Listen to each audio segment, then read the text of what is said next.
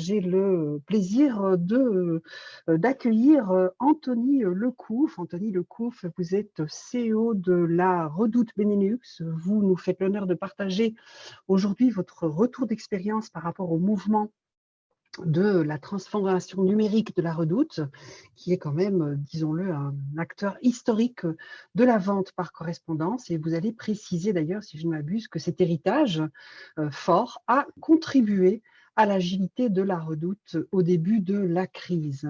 Quand je vous ai posé la question, Anthony, de savoir si on pouvait anticiper ou comment on anticipait une fluctuation à la hausse des ventes, puisque c'est ce qui s'est passé pendant le Covid, la catégorie vêtements a connu la plus forte croissance et se trouve pour la première fois en tête du classement des ventes e-commerce dans cette période. Bien sûr, vous m'avez répondu, mais enfin, Muriel, personne ne pouvait anticiper la crise. C'est ce que j'ai dit tout à l'heure aussi, puisque j'ai dit aucun marketeur n'avait eu dans son plan marketing 2020 le Covid. Vous m'avez dit, plus que l'anticipation, c'est la capacité à évoluer dans un environnement incertain, changeant, qui est une force incroyable de la Redoute depuis 180 ans maintenant. On vous écoute. Bonjour Anthony Lecouf. Bonjour Muriel, bonjour à toutes et à tous, pardon. Et puis merci Muriel et merci Damien de me donner la parole. Ravi de faire partie du forum aujourd'hui. Donc effectivement, en gros, ce qu'on se disait dans notre discussion Muriel, c'est que fin mars, de nombreuses enseignes ont dû faire face à un imprévu, je pense, effectivement, qui est la fermeture totale et du jour au lendemain de leur magasin. Je pense que le choc a été brutal et en effet, personne n'aurait pu le prédire. Les meilleurs modélistes et les meilleures intelligences artificielles n'ont pas réussi en tout cas à prédire que du jour au lendemain on se retrouverait dans cette situation. Bien sûr, une des conséquences et pour lesquelles aujourd'hui aussi on a ce type de conférence et qui doit accélérer l'e-commerce, c'est que le consommateur s'est tourné effectivement rapidement vers l'e-commerce. Après une petite période creuse, on va dire, où on se posait tous des questions, très rapidement, on a vu l'e-commerce monter en puissance, les consommateurs se rediriger vers des achats en ligne. Et pour nous, en tout cas pour la Redoute, c'est vrai que ça nous a plutôt, on va dire, protégé, enfin le modèle e-commerçant nous a plutôt protégé et même favorisé durant cette période où notre activité s'est plutôt accrue. On a été confronté, néanmoins, même si l'activité on a plutôt bénéficié, on va dire qu'on a été confronté à pas mal d'autres défis durant ce moment, non anticipés pour le coup, encore une fois. Ces défis ont été d'abord, on l'a tous connu, c'est un confinement et du jour au lendemain, toutes les équipes se sont retrouvées au télétravail du jour au lendemain. C'était quelque chose d'inédit dans l'organisation qui a mis à mal vraiment notre organisation, notre façon de fonctionner, ou en tout cas les relations qu'il pouvait y avoir entre chaque collaborateur. Et on va dire que cette première partie, c'est finalement la mobilisation et la flexibilité des collaborateurs qui a été la seule et unique solution à ce choc brutal d'un seul coup. Alors bien évidemment, après, on y mettra toutes les technologies qu'on a à notre disposition, dont celles qu'on utilise aujourd'hui pour faire des conférences à distance. Mais évidemment, je salue d'abord avant tout les équipes qui ont réussi à d'abord absorber ce choc en ayant la capacité de télétravailler. Après, évidemment, la croissance des ventes du vêtement, comme vous le disiez, mais aussi du meuble pour nous chez Redoute, puisque finalement aujourd'hui, le mobilier, l'équipement de la maison, mobilier, décoration représente 60% à peu près de notre activité. Donc le meuble, les bureaux notamment, puisqu'on s'est tous mis au télétravail, les bureaux notamment, les ventes ont explosé. Et effectivement, on a été confronté à un autre problème dont juste un des participants précédents pourra en parler, c'est le problème de distribution, logistique distribution. Donc, un de nos partenaires est bien évidemment Bipost, que je salue également, puisque les ventes augmentent, mais à un moment, vous vous retrouvez face à des normes sanitaires qui nous empêchent de fonctionner de la façon normale, on va dire. Donc, encore une fois, très rapidement, il a fallu trouver de nouvelles organisations, de nouvelles façons de fonctionner avec des distanciations sociales, avec des façons de fonctionner qui sont encore très différentes et des impacts forcément qui sont fonctionnels, mais aussi par conséquence, par extension financière. Donc, évidemment, on a dû changer notre façon de processer les choses et demander encore une fois l'intelligence d'équipe de fonctionner. Je pense que là, encore une fois, c'est la confiance qu'on peut avoir en les équipes qui a fait la différence et qui nous a fait, encore une fois, remettre beaucoup au cours de cette période un peu l'humain au cœur de l'entreprise et de ne pas forcément dissocier son rôle d'une fois à la fois commercial, mais aussi social de l'entreprise. Donc vraiment, ça a été une double force, celle de savoir laisser aux équipes l'intelligence de se réorganiser et celle finalement des équipes qui a permis non pas d'anticiper, mais en tout cas de réagir. Et c'est ce qui fait, vous le disiez en introduction, c'est ce qui fait, je pense, une des forces vraiment de la Redoute qui est cette capacité à évoluer dans un environnement mouvant et changeant et qu'elle réussit à mener depuis maintenant 180 ans, on ne dirait pas, mais c'est une sacrée dame. Elle a traversé presque 2 siècles maintenant. Donc voilà, c'est vrai que c'était au-delà de simplement la croissance des ventes, je pense que les défis étaient bien autres, même pour les e-commerçants, qui étaient avant tout de processer différemment et de se réorganiser pour pouvoir, à la fin, donner un service à notre client final. Mais le défi était plutôt humain pour le coup. Mmh. C'est le multicanal qui vous a aussi permis de garder une agilité, une résilience? Alors, le multicanal, en effet, c'est le multicanal. Disons que aujourd'hui, notre multicanal se résume à plusieurs choses, mais globalement, c'est évidemment l'e-commerce. Multicanal, on a une stratégie qui est multicanal dans le sens où aujourd'hui, on distribue également dans des magasins. Mmh. On a bien vu finalement pendant la crise que certains e-commerçants ont fait beaucoup plus bénéficié que d'autres. On parlait également dans la conversation d'Amazon, qui ont vraiment bénéficié d'un boom extrêmement puissant durant cette période. Mais on s'est bien rendu compte aussi que finalement, les études de marché ont montré également que les consommateurs se sont assez facilement redirigés vers des sites marchands dont les enseignes ont pignon sur rue finalement. On voit bien que là, le lien physique qui reste quand même un vecteur de confiance, de réassurance, d'émotion, a fait sa route. La Redoute s'était déjà engagée dans une nouvelle un peu transformation qui était celle de la VPC vers le digital, vers le phygital. Donc on peut dire que effectivement, lorsque les boutiques ont fermé, l'e-commerce a vraiment soutenu. Après, je pense que le défi de demain, et on en parlera peut-être un peu plus tard dans l'évolution du retail, c'est cette capacité à être multicanal, en effet, pour pouvoir absorber un choc d'un côté comme de l'autre. En même temps, vous disiez aussi, voilà, la Redoute possède cet héritage fort, celui de la VPC, qui a permis sans doute de à la fois, relever le défi d'e-commerce, tout en préservant la culture. La culture, c'est très important, cette proximité du client, tout en intégrant cette proximité, cette culture dans un nouveau modèle. Oui, tout à fait. Alors, un nouveau modèle, parce que vous le disiez, l'héritage de la Redoute, c'est quand même la VPC. On pourrait faire des similitudes assez rapides avec l'e-commerce, finalement. Ça reste Mmh de la mh. vente Mmh. en correspondance ou de la vente à distance. Mais en effet, il a fallu vraiment préserver notre culture et notre proximité du client dans un nouvel univers qui est celui de l'e-commerce, qui est quand même, on va dire, un univers assez froid Mmh. et sur lequel il a fallu vraiment euh, retranscrire cette proximité client dont vous parliez.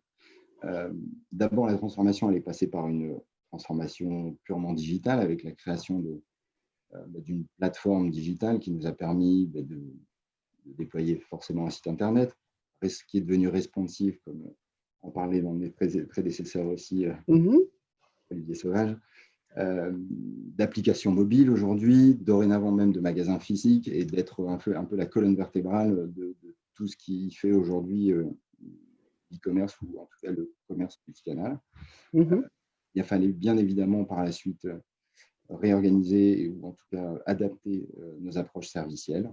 On parlait de la logistique, on parlait de la distribution, on parlait aussi de la relation client, avec toutes les nouvelles évolutions technologiques qu'on peut y trouver.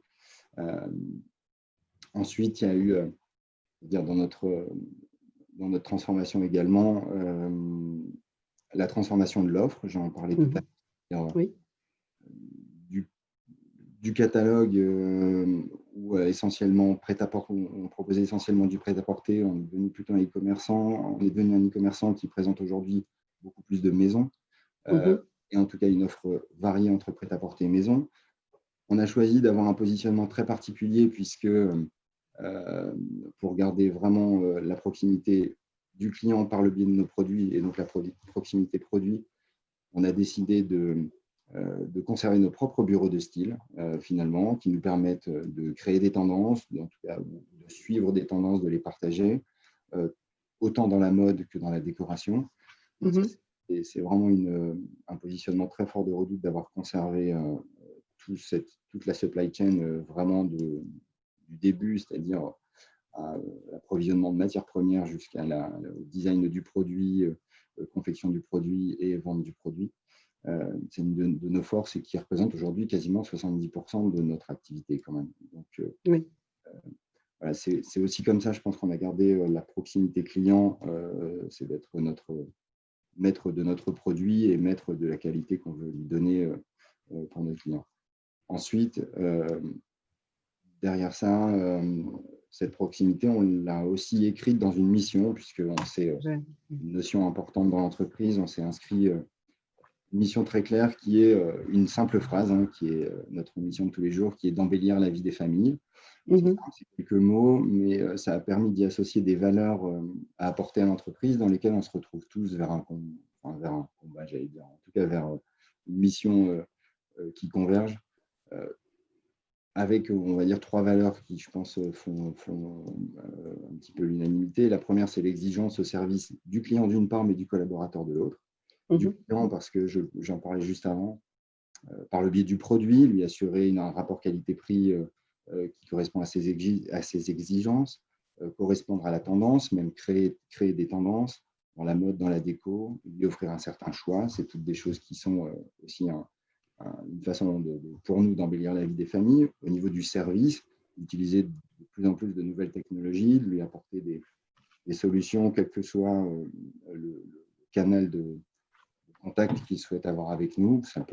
C'était bien évidemment les petits bulletins papier il y a bien des années lors de la VPC. C'est aujourd'hui, on est passé sur du WhatsApp, chat, Messenger, etc. Donc, il a fallu aussi s'adapter pour adapter nos services. Et puis, je le disais, pour nos collaborateurs en interne, voilà, c'est d'assurer une bienveillance de l'entreprise sur son parcours au sein de l'entreprise et même de participer à des labels un peu mondiaux que sont Great Place to Work, par exemple, pour s'assurer de la continuité dans le parcours de nos collaborateurs et la bienveillance de l'entreprise. La deuxième valeur, c'est la créativité et l'innovation.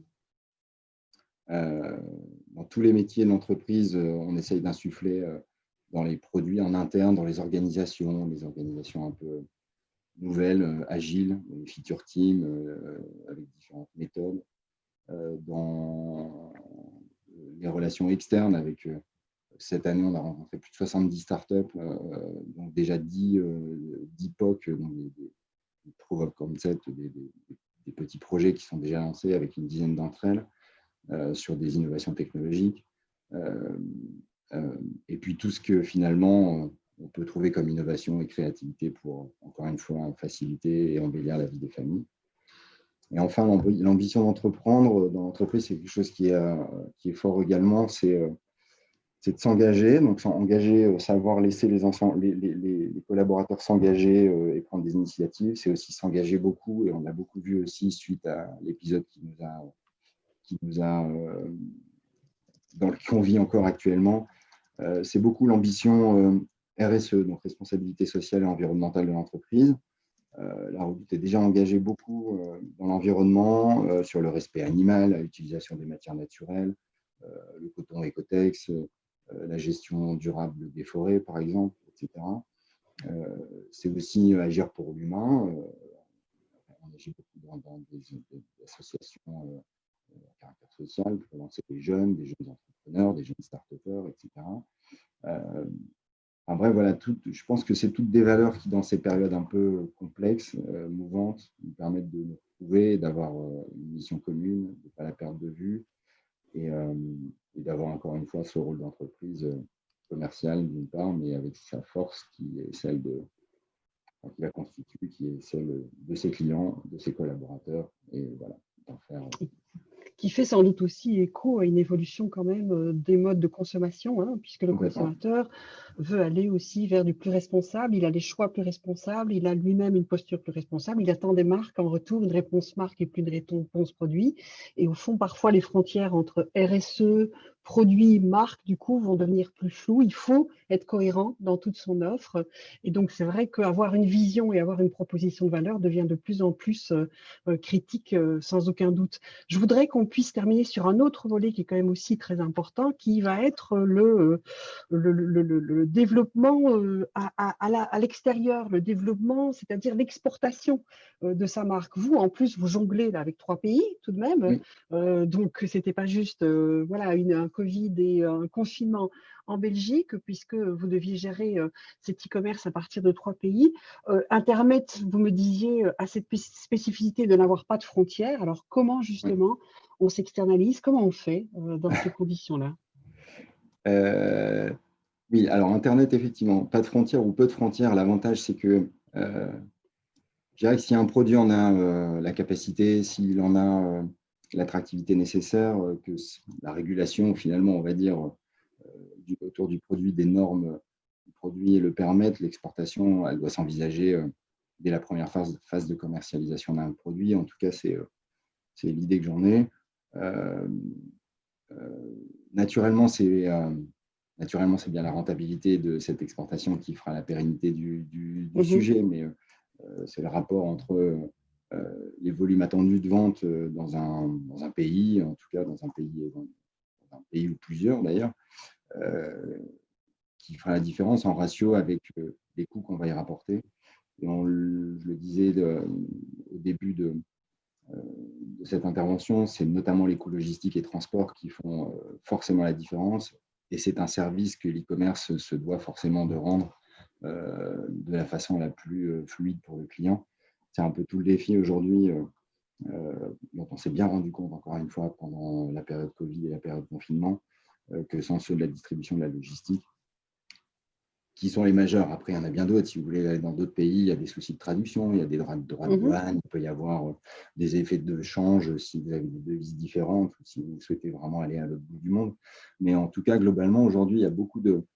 Techniquement, tout existe pour vous permettre de déployer des nouveaux moyens de paiement pour des pays limitrophes, même un peu plus loin, vous permettre de déployer justement des gestions de distribution qui sont multinationales. Donc, globalement, tout est fait pour que Internet vous permette de déployer à l'international de façon très très simple, la plus simple possible, vos produits. Chez Redoute, c'est à peu près 30% aujourd'hui de notre activité qui se fait à l'export. On adresse 30 pays. Aujourd'hui, voilà, depuis la Belgique, on en adresse 3. La Belgique, bien évidemment, mais aussi les Pays-Bas et puis le Luxembourg. L'autre chose, c'est que globalement, ce qui est très intéressant aussi dans Internet, c'est que si vous réalisez un test dans un pays, quel qu'il soit, l'avantage, c'est que le retrait est aussi facile finalement que l'entrée en matière. Ce qui n'est pas toujours le cas, surtout si vous souhaitez, si on développe en physique, clairement, vous n'avez pas un magasin et vous ne faites pas un retrait du magasin aussi simple que ça, les coûts sont quand même peuvent être assez énormes. Là, je dirais que voilà, si vous avez un produit qui le mérite, ça se fait quand même relativement simplement.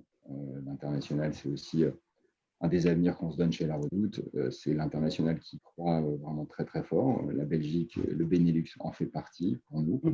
On en est très très fiers. Donc je pense que… Et donc, vous dites que si le produit a le potentiel et l'attractivité, l'exportation, ça s'envisage dès le début de la commercialisation. bien sûr. puisque techniquement c'est possible, la logistique c'est compliqué, mais c'est possible aussi. Donc il y a effectivement moyen du coup d'augmenter le potentiel de vente d'un produit. Je voudrais parler du coup sur l'évolution du retail. J'ai évoqué 2-3 fois la question du phygital. Je vous ai dit là en introduction à cette intervention que le phygital pour vous, ben, ça a été aussi un socle important effectivement de cette promesse que vous avez auprès de vos clients. Qu'est-ce que vous pensez aujourd'hui de l'omnicanalité? Je pense que c'est aussi une stratégie que vous investissez énormément. Vous pouvez nous partager un peu votre point de vue là-dessus? Bien sûr. Euh, Comme je disais tout à l'heure, le phygital, en tout cas, je pense qu'il faut trouver un équilibre entre digital et l'aspect physique. L'aspect physique pour le côté finalement émotion, pour le côté voilà, rassurance, etc. Aujourd'hui, il est quand même assez difficile de ramener cette émotion si simplement sur le digital. Et finalement, l'omnicanalité, c'est encore ce qui va découler du digital selon une des définitions que je pourrais en avoir, c'est qu'au-delà de simplement l'aspect de vente, je vends sur le physique, je vends sur le digital, l'omnicanalité, c'est vraiment tout cet aspect lieu de vente, modèle de distribution, modèle de communication. C'est toute la partie, tout ce qui nous permet finalement de rendre l'expérience, l'UX, voilà, c'est le mot qu'on parlait tout à l'heure, on boucle encore, mais c'est de rendre l'expérience utilisateur la plus fluide possible sur tous les canaux qu'il a de contact avec le produit, donc en magasin, sur le site, mais avec un service chez lui, sur son téléphone, depuis son ordinateur, enfin depuis son laptop, ou tout ce qui va permettre finalement d'avoir une relation avec l'enseigne qui soit la plus fluide possible. Qui soit la plus fluide possible, pardon, je vais y arriver. Pour ça, on en parlait juste avant, mais effectivement, il y a beaucoup de nouvelles technologies qui permettent aujourd'hui d'optimiser cette relation, toute cette expérience client. Donc l'avenir, finalement, un petit peu du e-commerce, on le voit beaucoup par l'omnicanalité, parce que le client, le consommateur est demandeur de plus en plus. On parle évidemment du mobile dont on parlait tout à l'heure, mais c'est évidemment un appareil, un device, comme on dit, qui est utilisé chez nous à plus de 75%, 75-80% de notre trafic provient du mobile, donc c'est quand même énorme, il a fallu s'adapter. On parlait du responsive. Maintenant, on parle évidemment d'intelligence artificielle qui nous permettent de faire de la recommandation produit, de la personnalisation site qui sont de plus en plus aboutis. On parle de mettre évidemment sur le mobile aussi de l'expérience de reconnaissance visuelle. J'ai vu quelqu'un porter, j'ai vu un meuble, je le prends en photo, je le retrouve immédiatement sur le site sans avoir forcément à rechercher. C'est l'expérience 3D. Je veux mettre un meuble dans ma maison.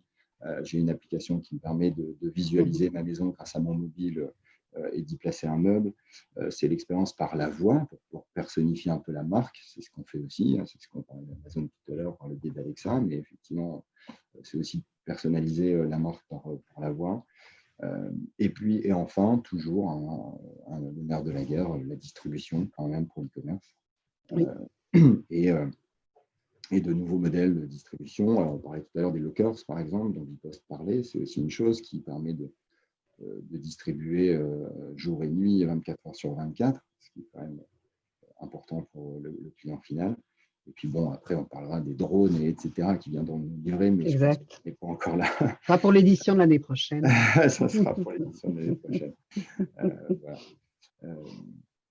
Et puis, ça, c'est tout l'aspect omnicanal. Je pense que voilà, ça rejoint, ça englobe tout ce dont on vient de parler, ce côté rassurant, ce côté fluidité, et puis ce côté service apporté sur tous les canaux qu'on peut aujourd'hui adresser. Super, très bien. Alors, le temps presse et donc je suis déjà en train de mordre un petit peu sur la présentation. Non, c'est moi, c'est la présentation suivante. Je voudrais juste qu'on puisse conclure.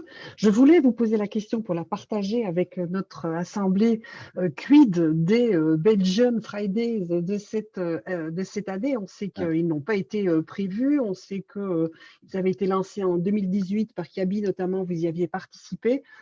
Donc voilà, les choses restent pour l'instant en l'état. Vous avez dit que peut-être il y aurait sans doute des relances de discussions avec les autres commerçants, d'autant que les soldes aussi qui ont été reculés d'un mois cette année n'ont pas été favorables pour tout le monde. Je voudrais juste, pour terminer, si vous voulez bien, Anthony, vous partagez le sondage qu'on a proposé à l'audience pendant que nous discutions.